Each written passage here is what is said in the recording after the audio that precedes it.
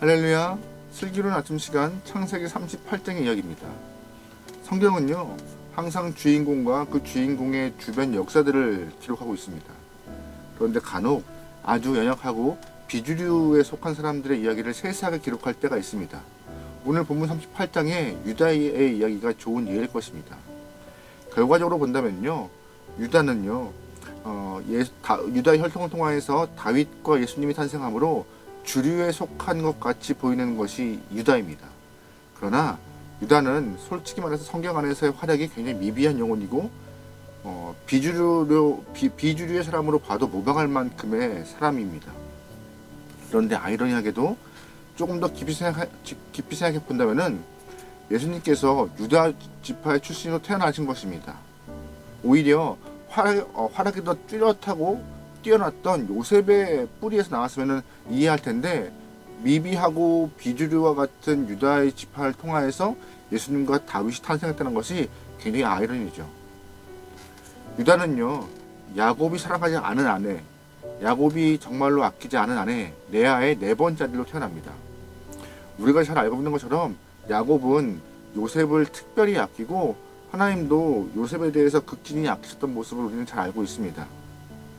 그렇다면 상식적으로 예수님도 그 사랑 많이 받고 귀하게 인정받은 요셉의 후손으로 태어났다면 정상적일 텐데, 왜 하나님은 어떠한 이유에서 비주류에 속해 있던 유다를 통하여서 예수님과 다윗을 탄생시키셨을까요? 오늘 본문은 그 얘기를 좀 하려고 합니다. 창세기 38장에 유다의 이야기가 나오는데요, 요셉의 이야기 중간에 끼어서 등장합니다. 어제 창세기 37장을 통하여서 이제 요셉의 이야기가 시작되었습니다. 그런데 뜬금없이 그 다음 장에 바로 유다의 이야기가 등장해요. 상식적으로 본다면은 그냥 요셉의 이야기가 쭉 진행되면 더 매끄러울 텐데, 중간에 유다의 이야기가 끼어서 뜬금없는 전개가 돼버리는 것이 오늘 본문의 이야기죠. 하지만 하나님은 요셉의 이야기와 유다의 이야기를 겹쳐서 설명하고 계십니다. 오늘 본문의 이야기는 유다의 가정 이야기를 좀 설명하고 있어요. 유다가 결혼하여서 아들을 셋 낳습니다. 엘, 오난, 셀라, 세 명의 아들을 낳는데, 첫 번째 아들 엘이 다말이라는 여인과 함께 결혼을 하여서 가정을 꾸립니다. 그런데 성경 안에서 어떠한 이유인지 모르겠지만 하나님께 범죄한 엘을 하나님은 용서하지 않으시고 그의 생명을 걷어가시는 장면이 나오죠. 근데 중요한 것은, 안타까운 것은 이 엘과 다말 사이에 아이가 없었다는 것입니다. 당시 고대 근동에는요, 수혼법이라는 것이 있었습니다.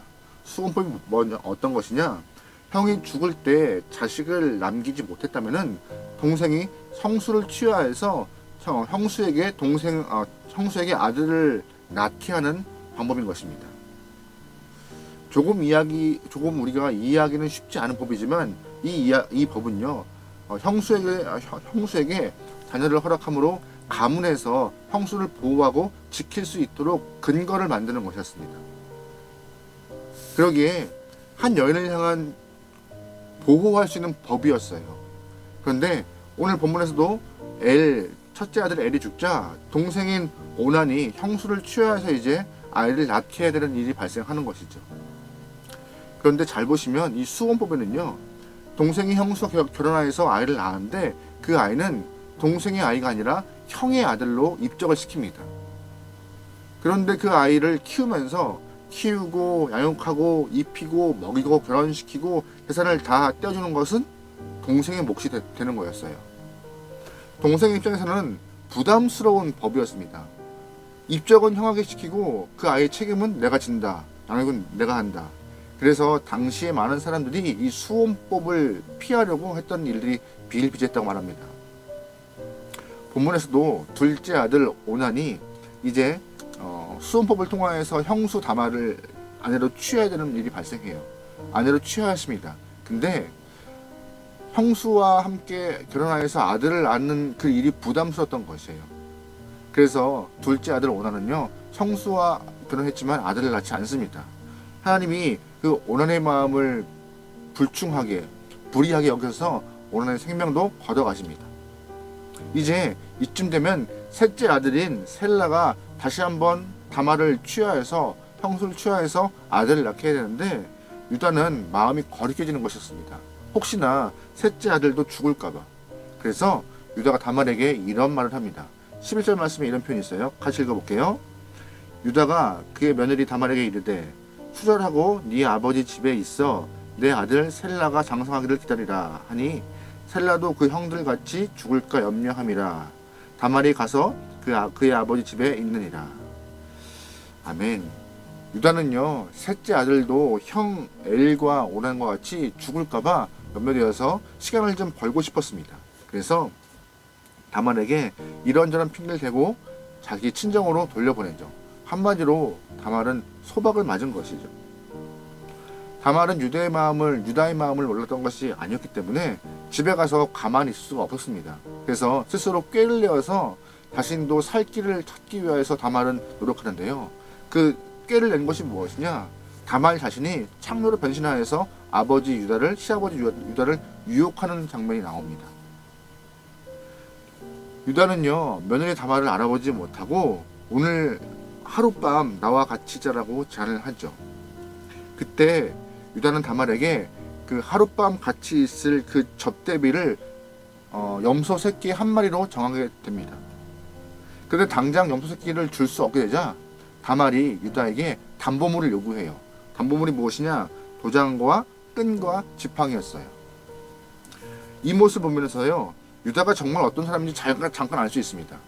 유다는요 자신의 욕정 때문에 정말 중요한 도장과 지팡이와 끈을 주워버리는 그러한 모습이 본문에 등장해요. 고대에서 도장은요 현재와 똑같은 그런 의미를 갖고 있어요. 도장이 곧 나다라는 의미예요. 두 번째 다말에게 준 그런 담보물은 끈이잖아요.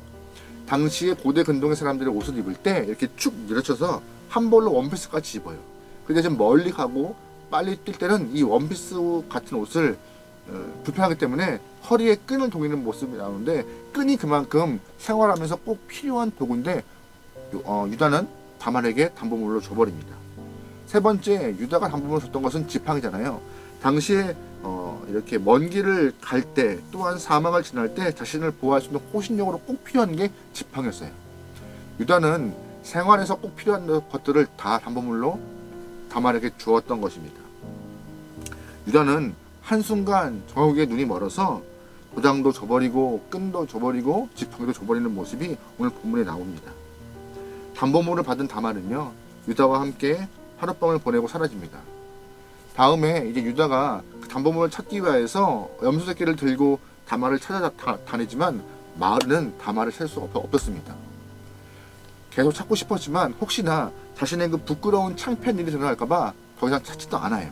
그러면서 일이 마무리가 되는 것이 38장에 있는 중간적인 있는 내용이죠. 근데 그로부터 3개월 후에 큰일이 발생합니다. 이제 석 달이 지나자 며느리 다말이 임신했다는 얘기를 듣게 돼요. 유다가 그 모습에 굉장히 화를 냅니다. 며느리 다말이 불경스러운 모습을 갖고 행동을 통하여서 누군지도 모르는 사람의 아이를 가졌다. 집에서 근신하고 있어야 될 다말이 다른 남자의 아이를 배웠다. 시아버지 유다의 입장에서는 굉장히 화를 낼 수밖에 없는 상황이었고 공개적으로 다말을 죽이겠다고 선포했을 만큼 몹시 화를 냈습니다. 그런데 여기서 유다의 이중적인 모습이 드러나요. 자신은 얼마 전 창기와 함께 다말이었지만 창기와 함께 하룻밤을 보냈지만 그것이 사랑에 드러나지 않아서 괜찮다라고 생각하는 그런 안일한 마음. 반면에 다말은요 그 행동이 옳지 않아서 아이를 배웠다라고 해서 드러남을 통하여서 책망하는 이중적인 모습이 나와요. 나는 괜찮아, 너는 안 돼. 이 내로남불과 같은 그런 모습이 오늘 본문 유다에게 드러나는데요. 유다가 다말을 불러서 상황을 충고하려 할 때 다말이 본인이 갖고 있던 담보물을 보입니다. 도장과 끈과 또한 지팡이를 유다에게 보이며 이 물건의 임재로 말미암아 자신이 임신했다라고 말하죠. 그때 유다가 무릎을 탁 치면서 자신의 잘못과 실수로 이런 일이 발생했다는 것을 알고 자신의 잘못을 시인하는 모습이 오늘 본문에 있는 전체적인 스토리입니다. 38장에서 보면은요 유다의 인간성 또한 이중적인 잣대 내로남불과 같이 그런 못된 모습이 다 드러나요.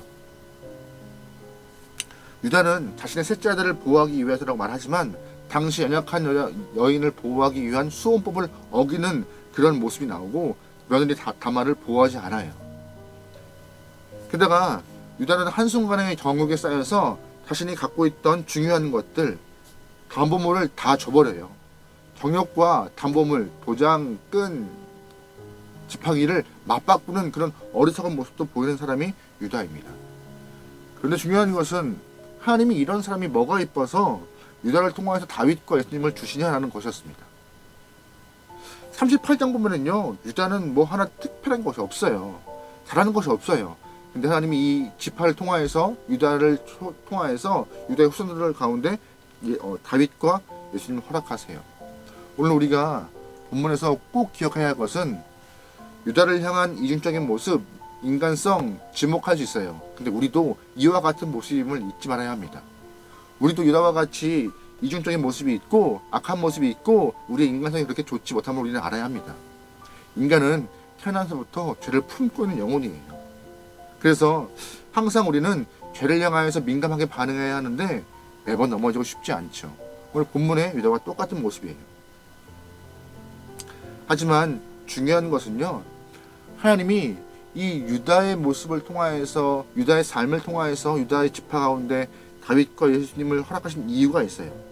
딱 하나. 유다가 정말 성경 안에서 훌륭한 일을 딱 하나 했는데요. 그것이 무엇이냐?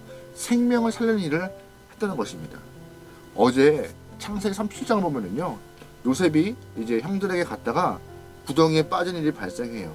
형들은 채색 옷을 벗기고 요셉을 죽이려 하지만 유다가 형제들을 말리는 모습이 나와요.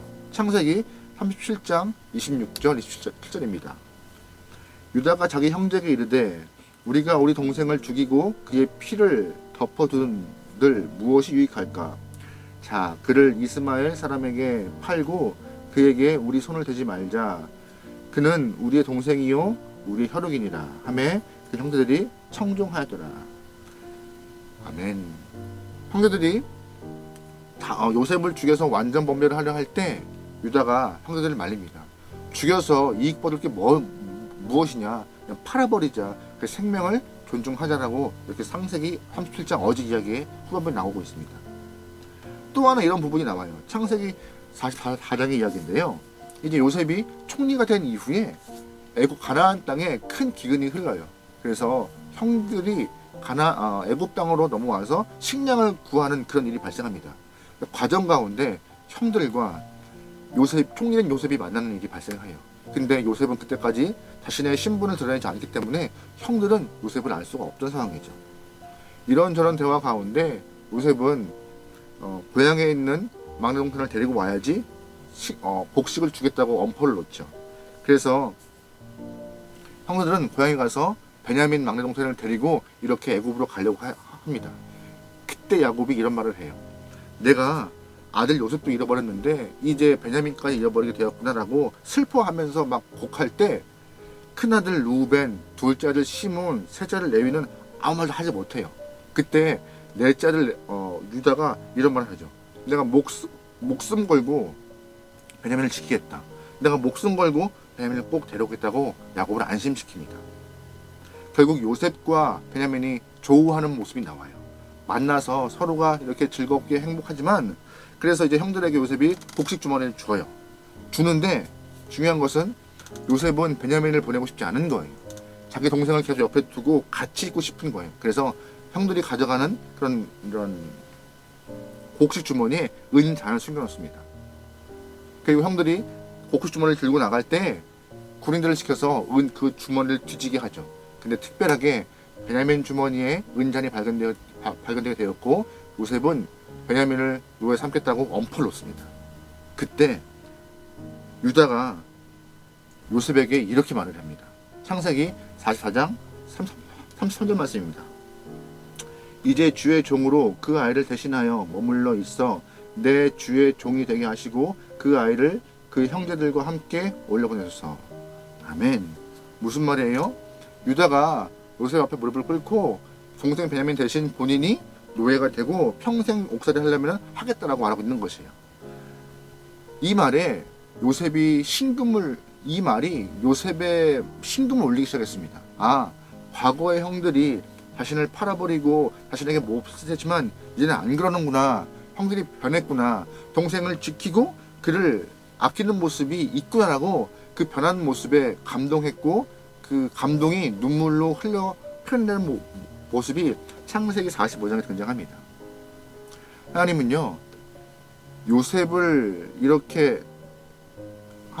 요셉을 지켰던 유다, 또한 자신의 목숨을 걸고 베냐민을 지켰던 유다를 향하여서 예수님의 조상 될 만한 영혼이라고 판단하셨던 것이에요. 예수님이 십자가에서 많은 사람들의 목숨을 위하여서 계속했던 그 모습과 같이 너 유다가 인간적으로는 참 추악하고 약하고 이중적이고 비겁하고 정욕에 쌓인 모습이지만 한 사람의 목숨을 위하여서 네 자신의 목숨을 내걸 만큼 아주 이렇게 뛰어난 영혼이다, 존귀 영혼이라고 인정하시며 예수님을 그 조상으로 삼게 했던 것이죠. 오늘 창세기 38장은요 유다의 모습 보면서 이중적이고 아주 정욕에 눈먼 모습이라는 것을 우리는 알 수 있습니다. 유다를 보면은 어디 하나 잘된 곳은 없어요. 하지만 우리도 그 유다와 같이 심령 깊숙이 죄악되고 이중적이고 정욕에 눈먼 영혼이라는 것을 꼭 기억하시면서 우리 또한 그렇게 되지 않기 위해서 애쓰면 좋겠습니다. 하나 중요한 것은 우리가 하나님 앞에 나 같은 사람도 주님 주의 도구로 쓰임받게 합니다라고 다짐하는 순간 주님이 우리를 그렇게 사용하실 거예요. 필요한 모습에 필요한 장소에서 필요할 때 공동체 안에서도 사용하실 것입니다. 그게 하나님의 은혜의 손길인 것입니다. 하나님은요 우리를 부족하다고 내치지 않으세요. 본문 보세요. 유다도 이중적이고 내로남불이고 참 추악한 모습이지만 그를 떨쳐버리지 않으십니다. 한 영혼을 향한 그런 보호함이 강한 유다의 모습을 통하여서 예수님의 조상 다윗 조상으로 삼잖아요. 하나님은 약점보다 강점을 들어 쓰시는 분이십니다. 그러기에 우리 또한 우리가 허락하신 강점을 통하여서 주 앞에 쓰임받길 소망하며 주님과 살아갈 수 있는 귀한 영혼에게 소망합니다. 하나님은 나를 사랑하십니다. 하나님은 우리를 사랑하세요. 우리에게 다른 사람과 비교할 수 없을 만큼 강점은 다 하나씩 주고 있는데 그걸 통하여서 하나님은 하나님의 일을 감당케 하시기 위해서 우리를 들어 쓰시는 거라 오늘 말씀을 통하여서 우리에게 역사하심을 증명하고 있습니다. 여러분 그러기에 말씀을 신뢰하며 하나님의 손길을 신뢰하며 믿음 안에서 승리할 수 있는 귀한 여러분 오늘 하루 되기를 주님으로 축원합니다. 아멘. 기도하시겠습니다. 하나님 주님께 쓰임받기 원합니다. 주님 주의 뜻에 맞게 쓰임받기 원합니다. 항상 인생 가운데 주인공 되고 싶어하는 우리지만 주님의 역사 가운데 주인공 되어서 하나님의 칭찬받고 쓰임받은 귀한 영혼이 원하오니 우리의 삶을 축복하여 주옵소서. 매일매일의 하루하루 삶이 버겁지만 그 버거운 삶을 통해서도 믿음 흔들리지 않고 끝까지 주 안에서 믿음을 지키며 아름다운 열매로 주 앞에 영광을 주시는 귀한 영혼들에게 붙잡아 주시옵소서. 문득을 맡기오며 예수님의 이름으로 기도합니다. 아멘.